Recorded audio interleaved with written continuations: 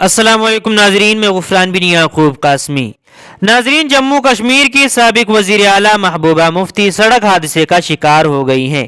غنیمت یہ رہی کہ اس حادثے میں ان کی کار کو تو بری طرح نقصان پہنچا ہے، لیکن انہیں کوئی چوٹ نہیں پہنچی ہے۔ میڈیا رپورٹس کے مطابق جنوبی کشمیر کے بجیڑا کے پاس جمعرات کو محبوبہ مفتی کی گاڑی حادثہ کا شکار ہو گئی۔ اس حادثے میں ڈرائیور معمولی طور پر زخمی ہوا ہے، لیکن اسکارپیو کو شدید نقصان پہنچا ہے۔ موصولہ اطلاعات کے مطابق مقامی افسران جائے حادثہ پر پہنچ گئے اور معاملے کی تحقیق شروع کر دی۔